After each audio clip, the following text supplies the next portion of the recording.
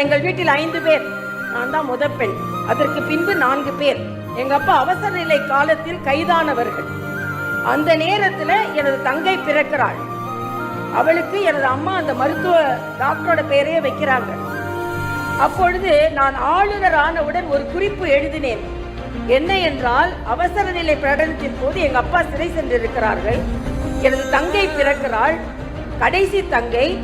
உடனே சிசேரியன் செய்ய வேண்டும் என்று சொல்கிறார்கள். நான் 9வது படித்துக் கொண்டிருக்கிறேன். கையெழுத்து போட வேண்டும் என்று சொல்கிறார்கள். யாருமே இல்லை. அழுது கொண்டே அம்மாவுக்கு கன்சர்ன் ஃபார்ம்ல கையெழுத்து போடுறேன். நான் சொன்னேன், பின்பு எங்க அம்மா என்னை எப்படி வளர்த்தார்கள் என்பது சொன்னதற்கு நான் சொன்னேன், எப்படி அறுவை சிகிச்சையின் போது அழுது கொண்டே கையெழுத்து போட்ட மகளை இன்று பச்சை மையில் ஆளுநராக கையெழுத்து போடும் அளவிற்கு என் அம்மா என்னை வளர்த்திருக்கிறார்கள் என்று.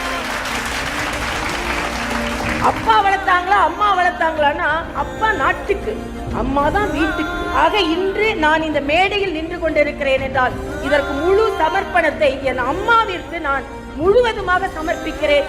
ஏனென்றால் ஒரு தாய் நினைத்தால்